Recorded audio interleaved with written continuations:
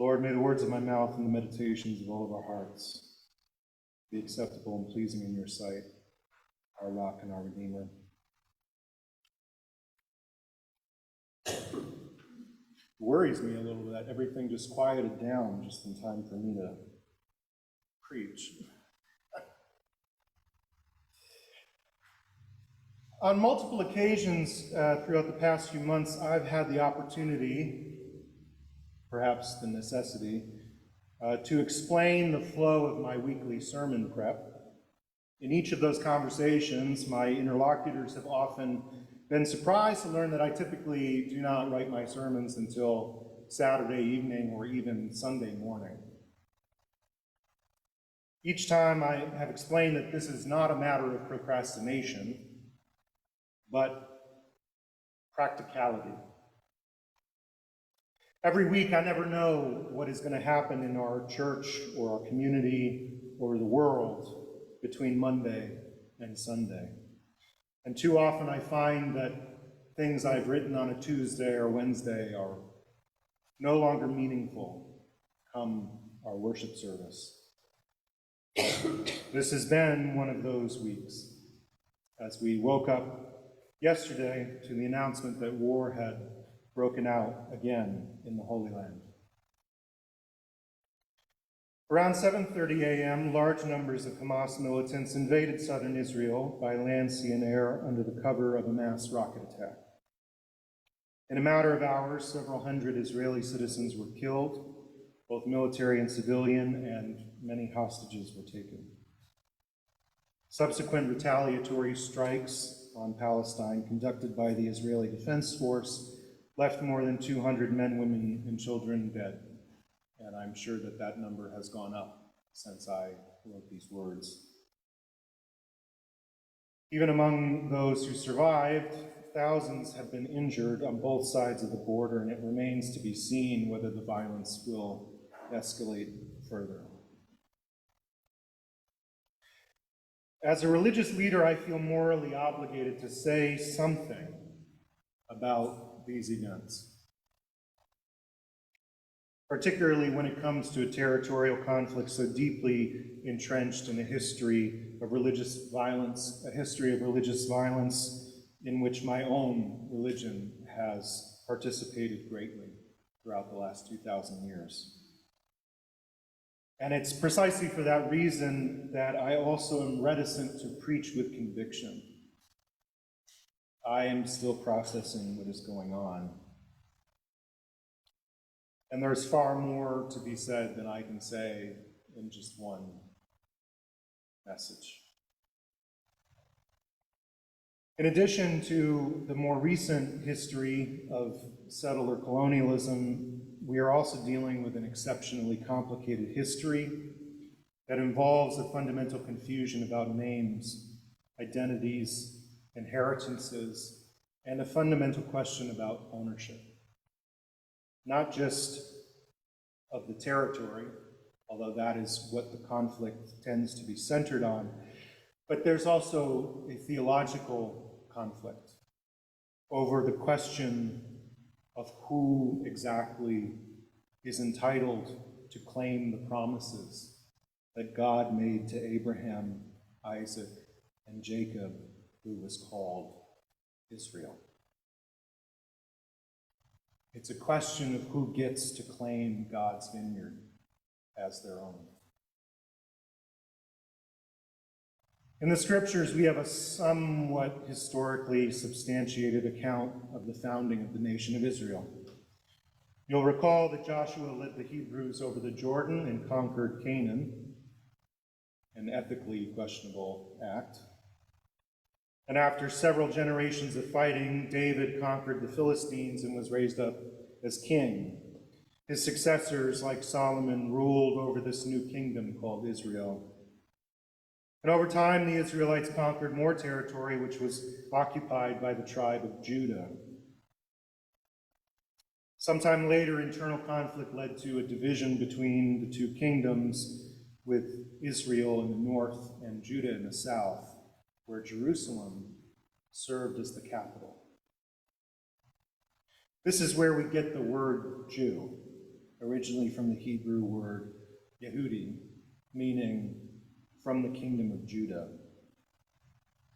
This situation came to an end with the Babylonian conquest, and aside from several brief periods of self-determination, this place and people called Israel have rather consistently been under the control of one empire or another. When Jesus was born, the region was controlled by the Roman Empire and had been renamed the Kingdom of Judea. Yet what most people don't seem to know is that Palestine was a new name given to this place, this Kingdom of Judea, after the Second Jewish Rebellion was put down by the Roman Emperor Hadrian around 132 CE. This is the same Roman Emperor Hadrian who built the wall that spans the width of England, Hadrian's Wall.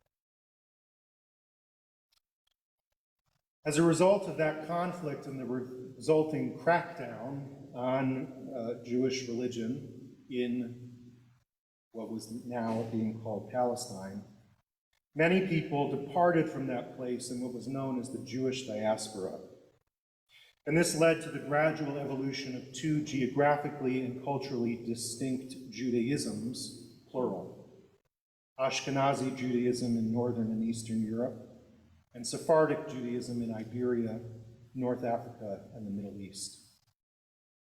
And whichever branch, in whatever country, these diasporic populations continued to claim and cultivate something like an indigenous yet contextualized Hebraic identity that allowed them to say, whether in Eastern Europe, Spain, or Morocco, I am a descendant of Abraham, Isaac, and Jacob. While you may call me a Jew, scattered across the face of the earth by the Holy Roman Empire, I am yet an Israelite. Meanwhile, the region now known as Palestine came under the control of a number of other empires, particularly Islamic ones such as the Ottomans. As a result, the religion and culture of the Judeans who remained in the area once known as the Kingdom of Judah, now called Palestine, increasingly took on more Islamic and Arabic features. And yet, despite the historical changes in name, religion, and culture, these Palestinians are still a people who can quite compellingly trace their genealogies back through the ages in order to say, regardless of my religion or culture, I am a descendant of Abraham, Isaac, and Jacob. While you may call me a Palestinian, a name given to me by empires, I am yet an Israelite. Meanwhile, we Gentiles, we Christians, do not claim to be Israelites by blood or through the preservation of an indigenous culture. But the very thing that we call the gospel is the belief that we have been grafted onto, right? That's the language from the epistles, that we've been grafted onto, organically included in Yahweh's promises to Jacob, called Israel. This was made possible through the sacrifice of Jesus of Nazareth, who we proclaim to be the Messiah, the Son of the living God, who was executed by the Roman Empire as a traitor and a rebel and mockingly called King of the Jews, King of Judea, King of Judah, King of Israel. It is this gospel that we proclaim to us by Saul, or it was proclaimed to us by Saul, called Paul, the Pharisee who became an apostle. And these questions of identity and ownership and tradition and law all appear quite clearly in the epistle reading from Philippians that Sue-Ann read for us. And we have to ask, why does Paul need to say this? Well, his authority was being questioned. I too have reason for confidence in the flesh. If anyone else has reason to be confident, I have more. Circumcised on the 8th day, a member of the people of Israel, of the tribe of Benjamin, a Hebrew born of Hebrews. Paul is the most Hebrew. As to the law, a Pharisee. As to zeal, a persecutor of the church. As to righteousness under the law, blameless. No one has a stronger claim to the promises of Abraham, Isaac, and Jacob than Paul. And yet, what did he proclaim from this position of authority? Well, he said that these things no longer mattered to him, because in the presence and experience of Jesus the Christ, his Lord, they had become as nothing. I have suffered the loss of all things, and I regard them as rubbish, in order that I may gain Christ and be found in him, not having a righteousness of my own that comes from the law, but one that comes through faith in Christ, the righteousness from God based on faith. And it's precisely because of this idea, this proclamation that Paul is making. It is precisely because of this gospel that we Gentiles dare, and I mean that powerfully. To many people in the world, our proclamation is offensive, and understandably so. But it's resting on Christ and resting on Paul that I can dare to say that while I am not a descendant of Abraham, Isaac, and Jacob by blood, law, or tradition, yet through the generosity of Jesus the Messiah and the expansion of God's reign, I am yet an Israelite through the power of the Holy Spirit. And it's with all of this in the background of this new outbreak of violence in modern Israel and Palestine that I have felt compelled to wrestle with our gospel passage today, the parable of the tenants. And I didn't want to because I don't like it very much. In the parable, a landowner builds a vineyard. He wants it to be protected, so he built a wall around it and even erected a tower. And once it was completed, he rented it out to a group of tenants. Rather than fulfilling their agreement and rendering a portion of the harvest back to the landowner when the time came, the tenants killed his servants. Thinking to give them another chance, the landowner sent his son to collect what was owed, thinking, they will surely respect my son. But the tenants thought to steal his inheritance and threw him out of the vineyard and killed him. And that's where the parable ends. The rest of the reading is commentary. And we have a very bad habit. We have had a very bad habit for thousands of years of focusing more on the commentary than on the parable. There's a very problematic way to read this story that's been used to justify all sorts of violence, specifically anti-Semitism. And it's a reading that says, God gave the vineyard to the Jews, and since they killed God's son, God has brought wrath upon them, and the vineyard has now been given to us Christians. I reject that reading because I don't think it's what the parable says. More so, I think the parable is better read as a warning, and one that's quite a good warning that's applicable to all of us even now. You see, in the parable, the problem is that the tenants thought they owned the vineyard at all. When we get caught up in, well, they don't own the vineyard, I own the vineyard, we're falling back into the same trap that the parable is warning us about. It's not our vineyard. at all. And in fact, it is precisely this idea that it's mine, it's my vineyard, that led to the violence, that led them to kill the servants, that led them to kill the son.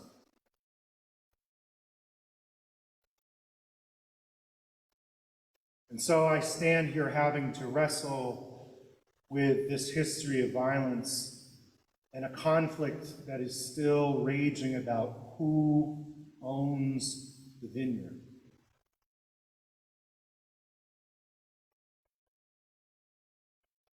And especially as a Gentile, I have the least claim to it.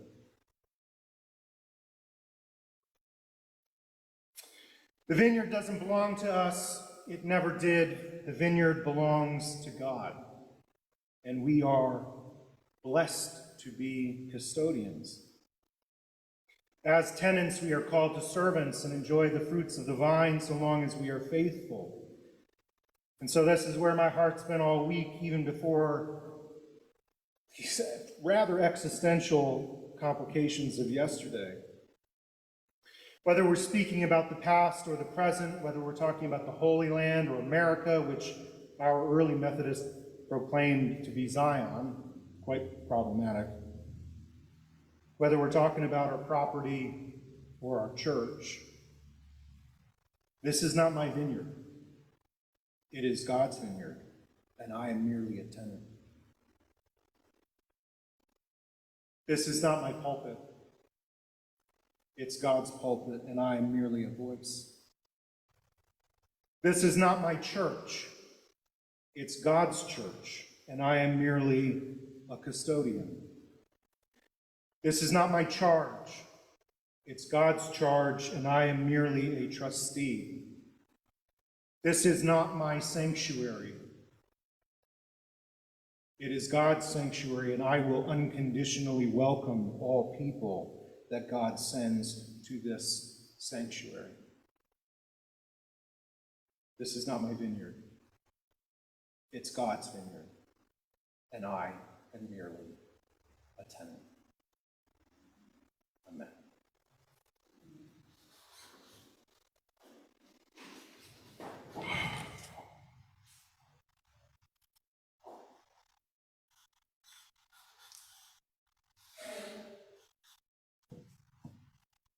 The trouble with two services is sometimes I grab the other bulletin. Peace of Christ. It was interesting at the earlier service because they share the peace of Christ after the sermon. I won't ask you to stand, but especially in light of everything that has gone on, I hope that we can say this with a slightly more meaningful thrust to it. Peace be with you. Oh, come on. Peace be with you. Also with you. Yes, let us be peacemakers. Kevin, you up to sing for us? Yes.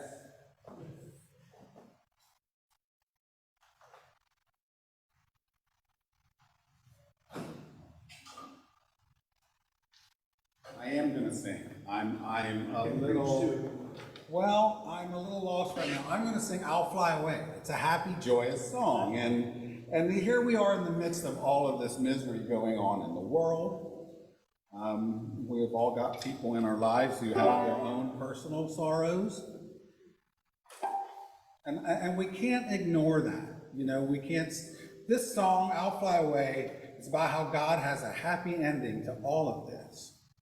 But we can't just say, oh, there's a happy ending, so I'm just going to go and watch Netflix and not worry about it. We can still pray for peace. We can make donations to earthquake relief. We can reach out to those in our community and in our lives who need a little help now and then, and when they're in that time. We can't divorce ourselves, but we should remember that in the midst of all of this sorrow that we see, there is a happy ending.